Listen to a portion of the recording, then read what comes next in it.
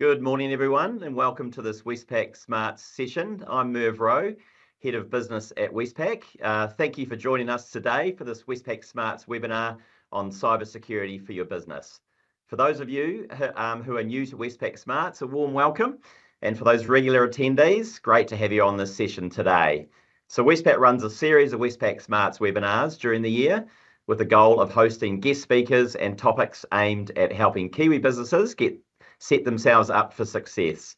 So today we're talking about cybersecurity with the goal of sharing some war stories from two experts from Westpac and the New Zealand Police. The ultimate goal is for you all to take away a tip or two to help you and your business protect against a cyber event.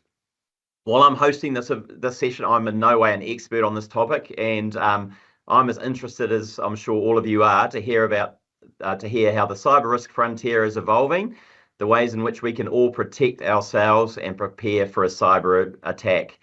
You know, with recent global cyber events such as the Outlook issues and CrowdStrike and the impacts these had, being prepared is becoming more and more important in this current global environment. So the session today is planned for 45 minutes, kicking off with a discussion. I'll be leading with our panelists for around 30 minutes and allowing 15 minutes for your questions at the end. The Q&A will be running live on the right of your screen, so register your questions as they come to mind, and please indicate the panelists you'd like it directed to as well.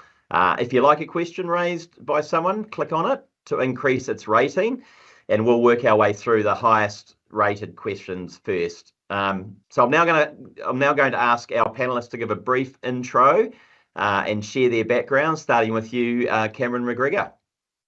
Kia ora and good morning, everyone. I'm Cameron McGregor. I'm the Chief Information Security Officer here at Westpac, but I'm most commonly referred to as Security Cam in the business. I've been here for about 3 years, but in this role for just going on a year now. Prior to Westpac, I ran the managed services offering for cyber research, which is now part of CyberCX. Great. Hey, thanks, Cam. Now I'll pass over to Rex Cottingham. Yeah, good morning. My name is Rex Cottingham. I work in the New Zealand Police's Cybercrime Unit. I've been there when it was first established back in 2009. So we investigate many criminal investigations that happen across the country and overseas as well. I've previously worked in the telecommunications and banking industry as well. Right. Hey, thanks, Rex. So thanks, guys. Now let's kick off with a question to Rex. So Rex, can you tell us what you're seeing in your role in the New Zealand Police at the moment, and what are the main threats out there for New Zealand businesses? Yes, certainly, Merv. I'll talk about three ones that they're not only trending, but been around for a few years that we're seeing are hitting New Zealand businesses. Those are ransomware. In terms of, if I explain what that is the when an offender gets into your computer network or your company, usually they'll download data, whether it's your information or your customers. They will then encrypt your network or your files, then try to extort you or blackmail you with payment demands. So this is quite common. It's been trending for many years. I think a more common or popular one is Waikato DHB that happened back in May 2021, which took them out of operations. We're seeing a lot of those in small businesses. A lot is going underreported, so we're seeing a lot actually being impacted. We also work with overseas law enforcement to take these down. We took a very big one called Lockbit ransomware group. Fortunately, well established, and they pretty much stood up within about a week later. So they're very well organised in terms of carrying on that business, and they offer it to other criminals as well as a service, which makes it increasingly difficult to catch up with them and prosecute them. The other one is invoice scams. These are commonly referred as BECs, or business email compromise. So this is just when someone gets access to your mailbox. They look for invoices and then they change the bank account details to a bank account that they can control, and they get payment from those invoices into a bank account, and so redirect payments. So this is happening quite a bit. Again, this is underreported, but it's moving those funds, and in some cases they're quite large. As an example, a company was breached in terms of their mailbox. They had Office 365, so they were able to access the email address online. They found out that a New Zealand government agency had a big invoice due. They pretended, obviously, were in that mailbox, sent an email with an invoice saying, we've changed the bank account details, and were able to transfer over $12 million in one transfer to a different bank account within New Zealand. So this is going on. Fortunately, there's checks and balances with the banks to catch these. So in this particular case, it was reversed, but it's as easy as that.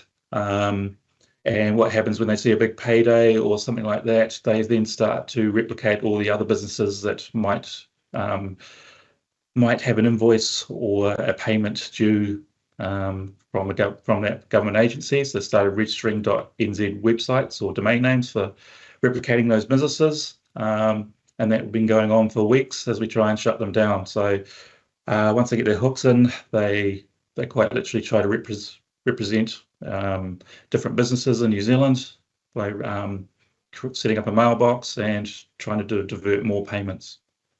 And the third thing is smishing. So that's a combination of SMS and phishing. Obviously, phishing quite common with email addresses and trying to get your stolen credentials. The smishing side of it, getting a text message. There's a lot of those that are going out. It's been trending over the last couple of years. There's some big operations done by police to catch up with these criminals.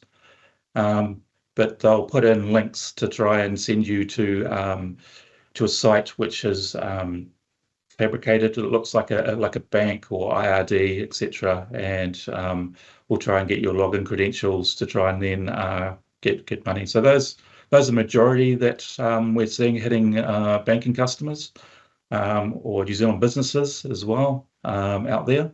And the majority of these offenders are offshore, so they're not actually based in New Zealand.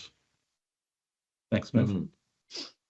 Thanks, Rex. That's some really good examples and some great war stories as we promised at the start. So thanks for sharing those. So over to you, Cam. So what about from Westpac's perspective? What are we seeing at the moment?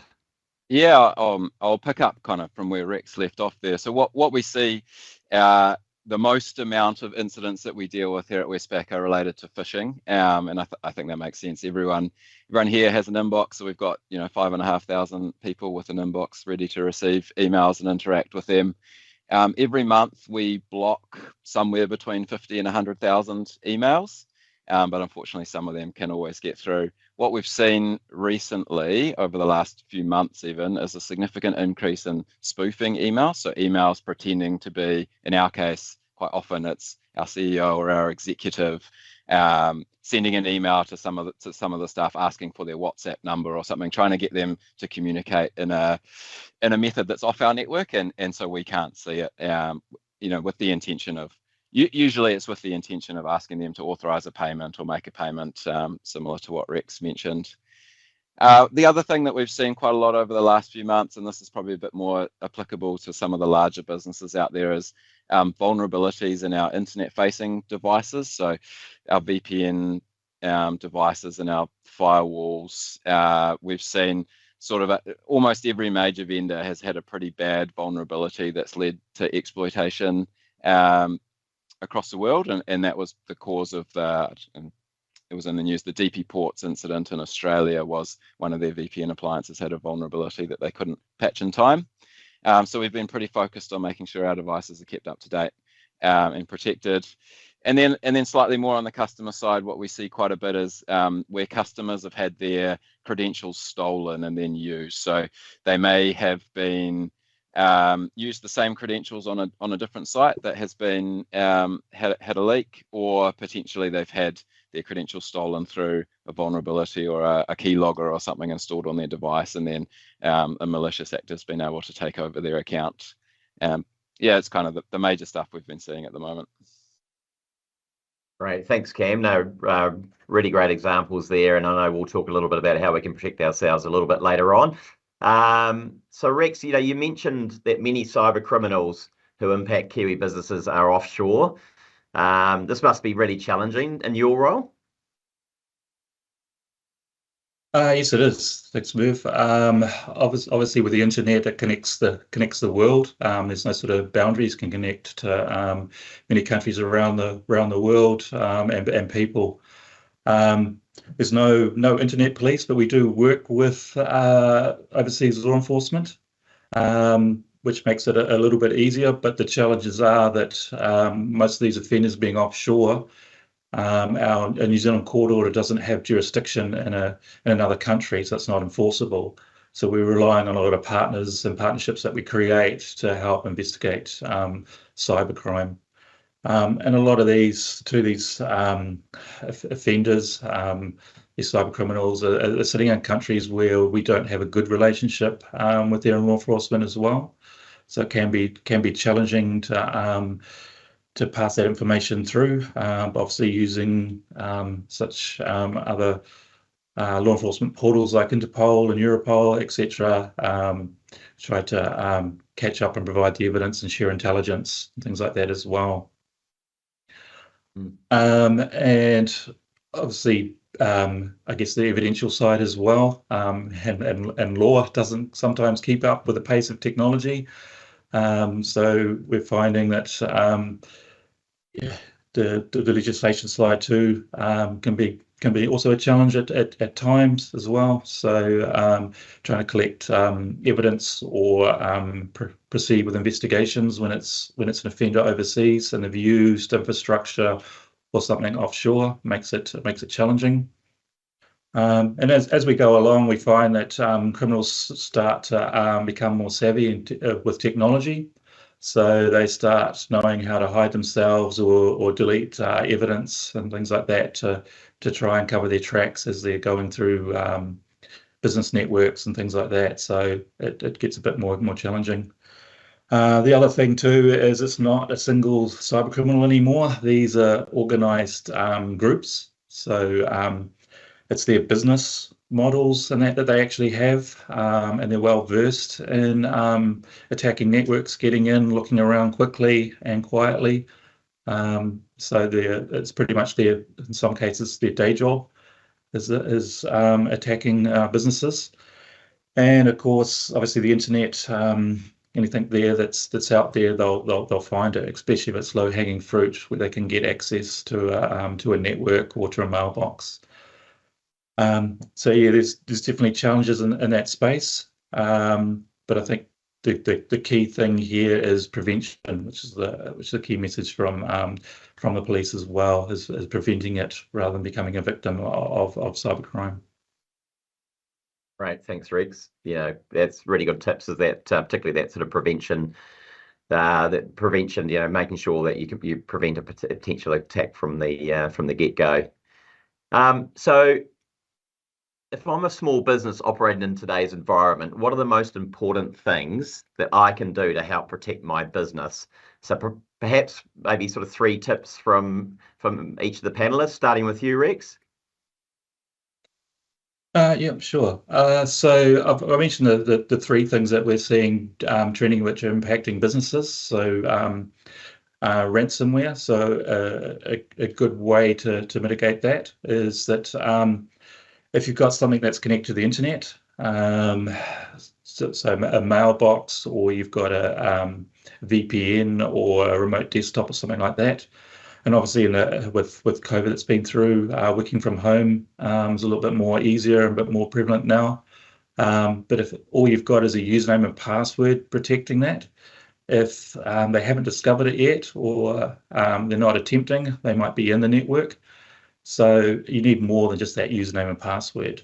So potentially having 2-factor authentication. And when I say 2-factor, I mean more than just a password. You need like a one-time password or a PIN that goes with that password, something that does expire. So a second form of authentication into your network, at the very least, to try and stop someone, because if they've got a username password, they're immediately in. So that's both for your mailbox, if you can remote into your mailbox, your Office 365 or Outlook Web Access or anything like that. And yeah, if you're using a VPN to remote in, maybe from remote location around the country or from home, that would be key to securing anyone trying to access your business. The other thing I talked about too was invoice scams, so changing the bank account number. It's a very simple tip in terms of preventing that. So obviously they get into mailbox, change the bank account number, so you need another way to verify that, and that's a change in the bank account, and that's other than just sending an email to your financial controller or a supervisor. You quite literally need to either pick up the phone to that company and verify that change, just to make sure that the change of bank account is legitimate. We are finding that they're potentially using AI to help generate their emails and the responses. They're looking very good nowadays. It's not the broken English or the misspelling anymore. I have seen, as I was mentioning, that one with the government agency where they were using a mix of Te and English, and it's very well written. So it looks like they're actually using now AI to actually construct their responses, and it's very hard to distinguish between the person who is responding and the person that might be sending the email, being the offender. So yeah, making sure that you verify that that change in bank account other than by email. So the old-fashioned technology, the Merv, is picking up the phone and using that to verify that change. And the other one that I talked about was the smishing. So that's your SMS sort of phishing. So that's been trending quite a bit in terms of getting text messages pretending to be the bank or another government agency, looking for you to click on a link and enter in some credentials or some personal information or credit card details, things like that. So that's trending quite a bit as well. So I guess a key message for that is not to click on any phishing links that come through an SMS message.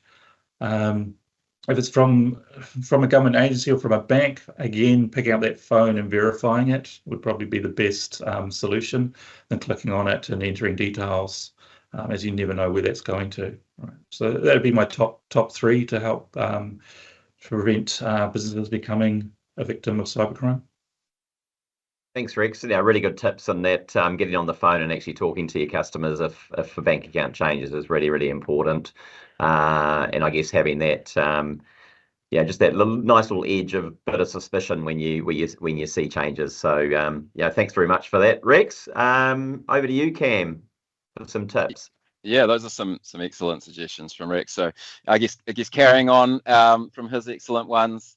My first one would be to secure your devices. So the first step in that is, if you can, have automatic updates turned on everywhere you can.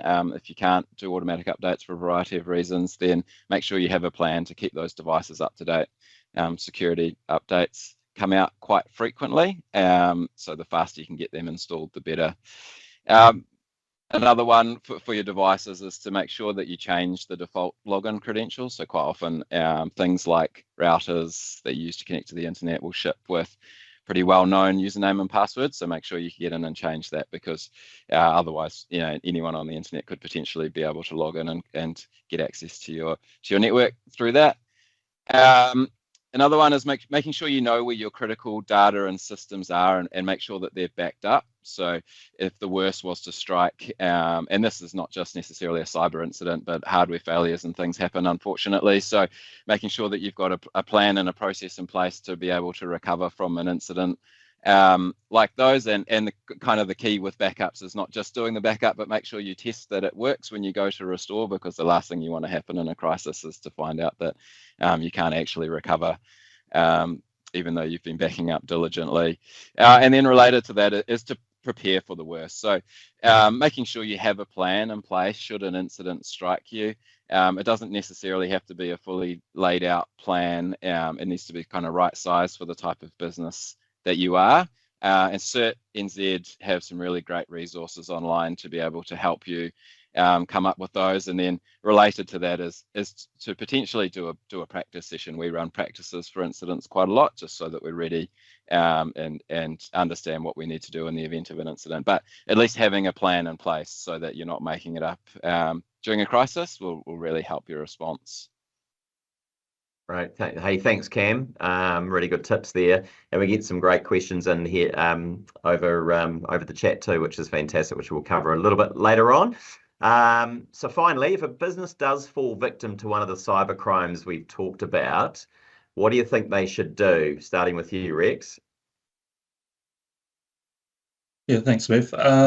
Yeah, it'll obviously depend on the type of incident that's occurred. If we just talk about the ones that we've mentioned, so if it's ransomware, obviously by the time that you've been hit with ransomware and your network and all your files are encrypted, you've potentially got a note there advising you of such, demanding a payment. It's more or less contacting your technology service provider or your IT provider, the person that provides the IT support for you. So they should have a plan there to help get you operational again, and get you back up on your feet, because obviously you want to continue with your business, right? Continue on with that and less disruption as possible. So it's having that support available to you. If you don't have that in-house, then you're having an external company that can come in and help remediate that. It's also good to know, as Cam mentioned, that you have a good backup plan. So we have seen businesses that have thought that had a good backup data plan, been able to back up their data. They've left it plugged into the network, and that also ended up getting encrypted or deleted by the cyber criminal. So when you come to do a backup, it's all encrypted as well. So it's having that backup and potentially having it offline or offsite as well, because obviously you want to get that back up and running. And obviously regular updates at regular intervals. No point backing it up every 6 months or 3 months or something like that. Obviously now with data and large data, you need to almost back that up daily as well, to have that, to be able to stand your business back up.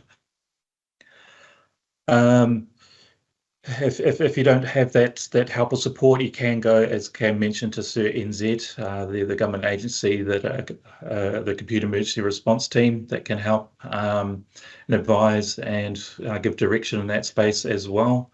So they're there to help.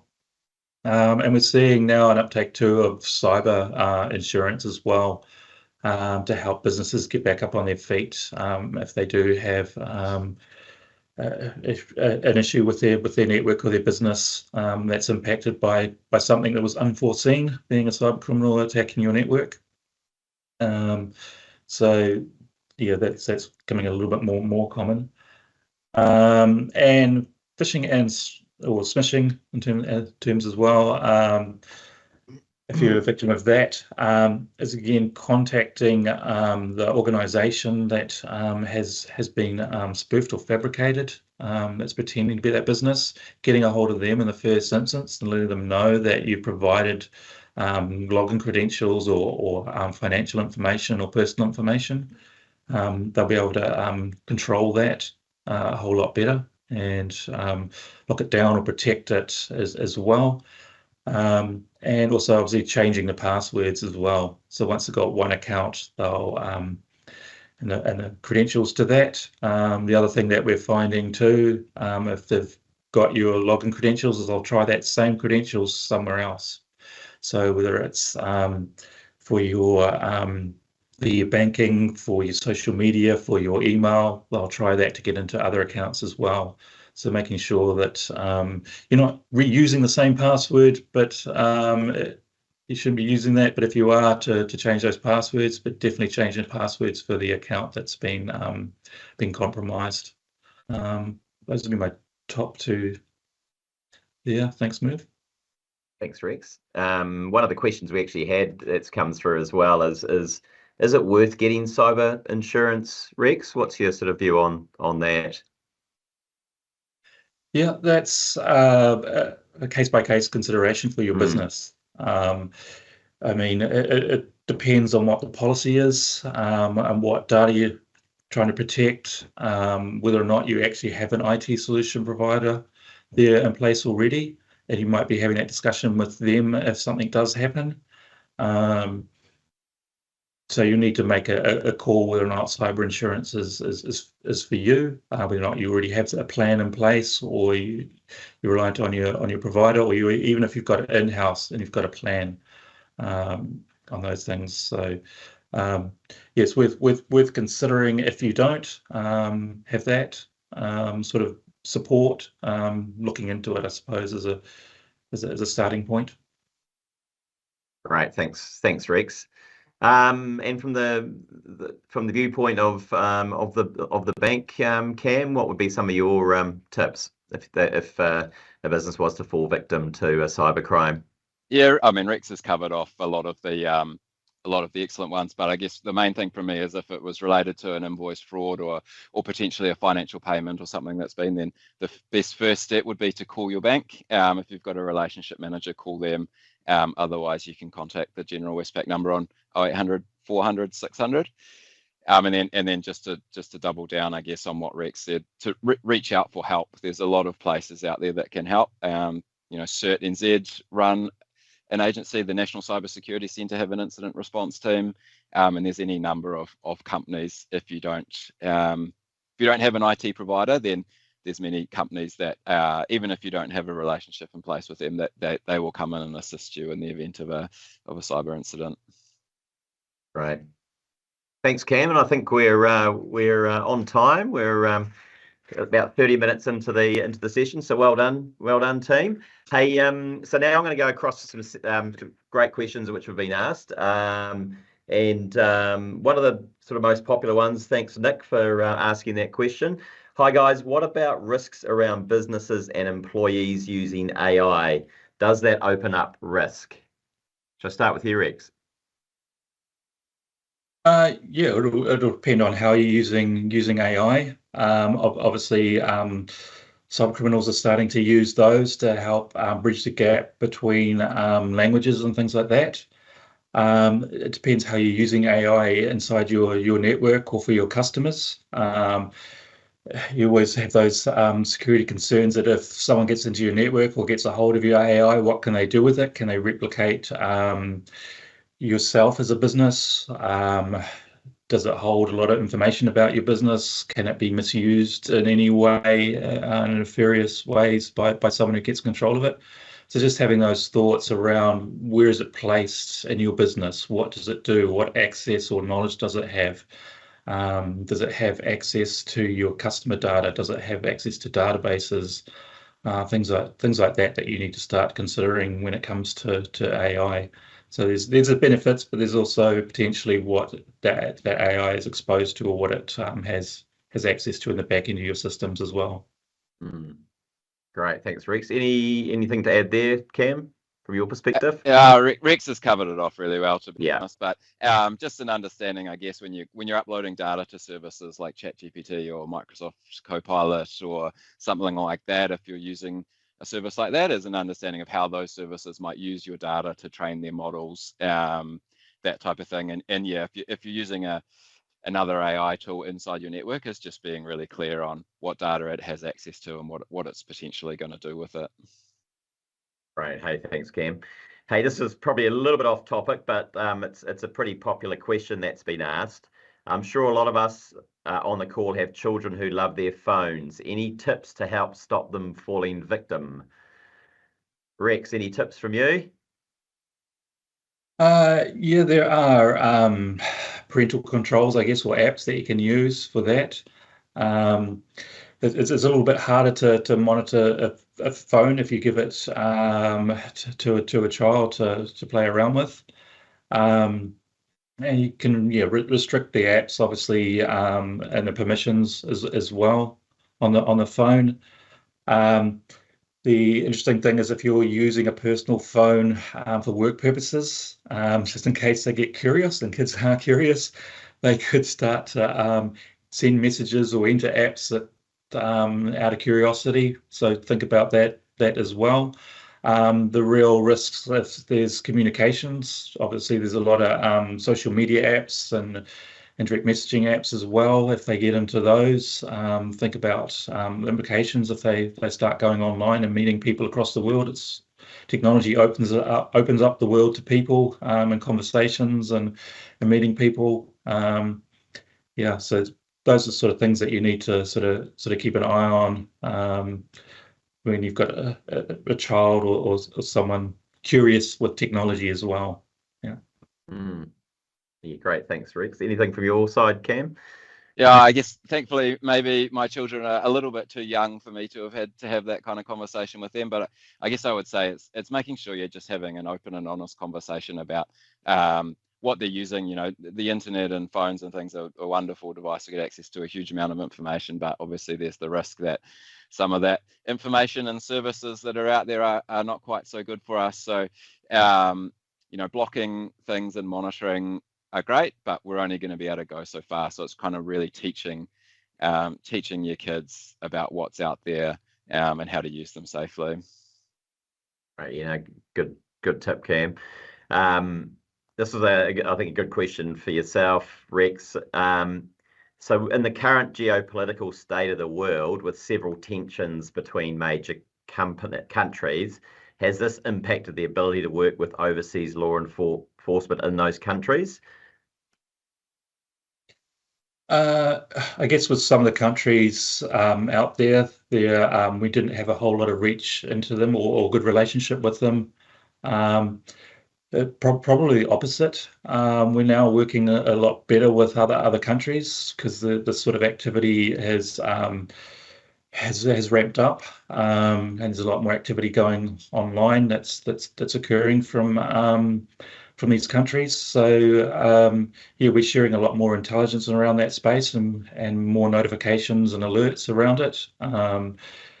As they try to obviously improve their tradecraft as well in that space and be a little bit more disruptive. So we seem to be communicating more often now around things that are happening as it's another landscape, cyberspace and cyber war. I guess if you want to go down that route is another thing to consider as well. That's out there that can be reached from one country to another. Great. No, thanks, Rex. It's great to hear that countries are collaborating more, given the increase in the cyber threats we've seen now, and the whole global landscape as well, which I think you mentioned, Rex. Another good question here. I'm a small business owner. I don't have a huge IT department or an IT department at all. What can I do to protect my business? Maybe Cam, I'll throw to you first.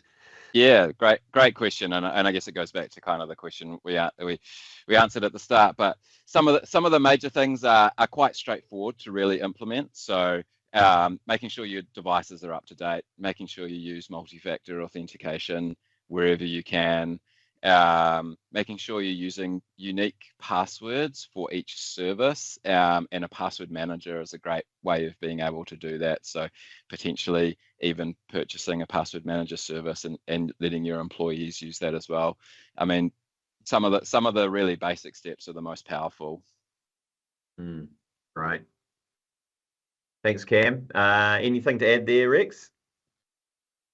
Cam's added some good ones there. Yeah, it can be quite challenging if you're a small business and don't have access to knowledge or tools or those commercial products out there that make life a whole lot easier when it comes to securing your business.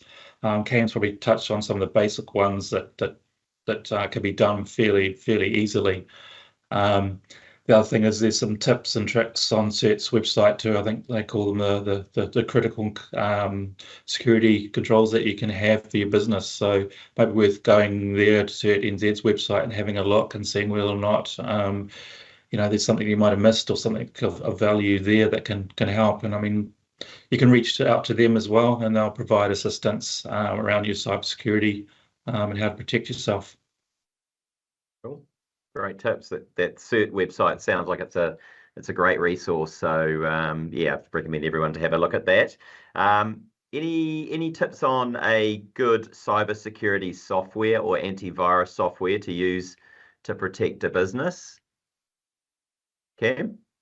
Yeah, I'm not in a position to kind of endorse any products, but all of the major players that are out there are pretty well known and recognized. Microsoft one is pretty good. That's built into Windows. Microsoft Defender, it's called. CrowdStrike, notwithstanding obviously the recent issues, they're a major one. There's another one, Sentinel One, Palo Alto. To be honest, that kind of endpoint software is quite a mature software now. So if you have one installed, then you'd be reasonably comfortable that you're in a pretty good place. Right, Cam. Thanks, Cam. Hey, anything to add there, Rex? Yes, Cam mentioned, I guess, AVs have come a long way and they've built in a lot more products and detection to help you on the internet. And that there's different things that you could potentially install to help monitor or block or filter and things like that. There's a lot of them out there to choose from, different brands. As Cam said, I guess most people have Microsoft and therefore it's built into that operating system. But yeah, it'll come down to also identifying what data or assets you have that you want to protect and what investment that you want to put into it to protect that. So again, that'll be your own business decision on how much you want to spend or how much security that you want to implement to protect your business. Yeah. Right. Thanks, Rex. That's great. Hey, another question here. When we do receive phishing text emails to our personal phones or emails, who is the best person to contact? Is there a phone number? Rex, anything to best place if it's coming from the organization that it's pretending to be is probably the best place to report it to first, so they're aware of it and can actually take action and mitigate that as well. There's also the DIA who have a team that deal with the phishing and smishing stuff. So I think the code for that is 7726 for DIA, where you can send that message and that goes to them and they can investigate that as well. Right. Thanks, Rex. And I suppose pivoting on that question, Cam, if you've sort of realised you've been a victim of invoice fraud, from a bank's perspective, what would be your tips there? Yeah, I mean, like I said, I think the first place to start is to reach out to relationship manager if you have one, or contact the bank directly and get in touch with them. They've got some options around freezing payments and reversing payments, if possible. And then on the back of that will be kind of reviewing if any passwords were shared or used or anything like that, and then reviewing processes potentially to make sure that there's an authentication mechanism. I think Rex mentioned at the start the easiest way might be just to pick up the phone and ring the person who you've received an email from and make sure it actually was from them. It's that kind of thing. Yeah, really good tip. Thanks, Cam. Hey, pretty good question for you, Rex, is how far do you look ahead to anticipate what the new cyber threats or scams might arise? Any sort of thoughts around that, Rex? Yeah, that is a good question. Technology does evolve even more quicker than New Zealand legislation. Obviously the uptake of AI and virtual reality and things like that, and a metaverse and things like that are coming through. Potentially how criminals might exploit that. Even this cryptocurrency and things like that, how they might use that. So new technology as it evolves. So yeah, we do look at that, and we share that sort of intelligence between law enforcement as well. I guess we're kind of fortunate here in New Zealand that usually it's happening over in bigger economies first, the new threats or the new technology that's used. Then it eventually filters down this side of the world. By that time, we've kind of heard about it from our law enforcement partners as to what new technology they're using or new tactics, things like that, or even the use of AI. So we get that sort of intelligence, so we know what to look for, and potentially to mitigate that moving forward as well when it does come down this side of the world. Thanks, Rex. Good question from Mike here. How do I correctly identify a phishing attack? He had a recent set of communications from Bay Court, for example, which was very difficult to determine whether it was valid or not. Cam, any thoughts on that? Yeah, there are a few ways, and some of them are extremely difficult to spot, and some of them are quite easy. So the first way is looking at who the sender was. So Bay Corp as an example, I presume their email address will be someone at baycorp.co.nz, but quite often, if it's a phishing email, then that might be at gmail.com or something like that. So there's quite an easy way. That's a relatively easy first step to take, and then to be honest, the easiest way, and I appreciate this isn't always can be a bit time consuming, is just to pick up the phone and ring them. Bay Corp in this example, their phone number will be on their website. Give them a ring and make sure that it was them sending it. They're probably two of the easiest ways. There are other mechanisms in place. There's tools and technologies built into your email clients that might have a report spam, or there might be some banners that come up that say, this might be suspicious. So it's just looking for those type of clues. Great. Yeah, no, good. Thanks, Cam. That's great tips there. Probably a good question for you, Rex. If a business is hacked and customer data is breached, is there any liability to the business itself? Liability to the business that's been breached. Yeah. There's responsibility, I guess, if there's customer data that's out there. If they've got personal information or government issued documents like driver's license or passports or things like that, so there might be just a bit of responsibility in that side. The only real liability that I can see is if money's been transferred into a different account, and I guess you're still trying to get that money back. Can be a little bit difficult at some points, but obviously the banks have those checks and balances in place. But yeah, it'll be more the customer information and things like that you're dealing with. Again, it might also be the company data that's out there as well, which could be staff data or information as well, or records. So liability comes, I guess, now the real value in what data that you're holding, right? More than anything, for your customers or your staff or your business. Yeah. Right. No, good tip, Rex. Thank you for that. Probably time for one more question. I think you might have mentioned it, Cam. What is a good password manager app to use in a business and personal environment? Any sort of apps you could just give some? Yeah, there's a few out there that are really good. There's if you're a big Apple iPhone operation, then there's a lot built into. I think it's called Keychain, and it's free, I believe, built into it. There's many others. There's 1Password, there's Bitwarden, there's Dashlane. There's quite a few. Again, a bit like endpoint software, they're all pretty mature tech, but they are really, really useful. They generate a password for you they'll save it. You can share it potentially within your organization to the right people. And you never even have to know what the password is, but you'll have a super strong password. Great. Thanks, Cam. Hey, looks like we're right on 45 minutes. So, hey, great questions from the audience. Thank you for asking those questions, and I hope you got some really good insights off the back of those. Thank you to our panelists, Rex and Cam. I found it really useful and some really practical tips that you provided today, which is fantastic. Probably three things that I took out of today's session is prepare. So be prepared to avoid a cyber event in the first place. So just make sure you have your systems and processes in place to protect from a cyber event.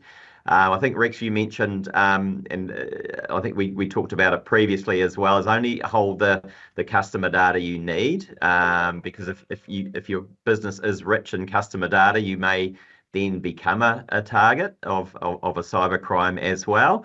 And the good old dog and bone, the phone, invoice fraud. A good way to avoid invoice fraud is actually to get on the phone and call your customer, particularly if a bank account changes, because it is a reasonably uncommon event for somebody's bank accounts to change. So do get on the phone and give that customer a call just to make sure that it is valid. So finally, a recording will be provided in the post-event email, which will be sent to everybody. So you can watch this webinar again, and there will be a survey poll to the right of your screen. So please give us feedback on today's webinar, as we'd really appreciate it. And finally, thank you all again. And we look forward to hopefully you returning to the next Westpac Smarts session as well. Thanks again, guys, and have a great day.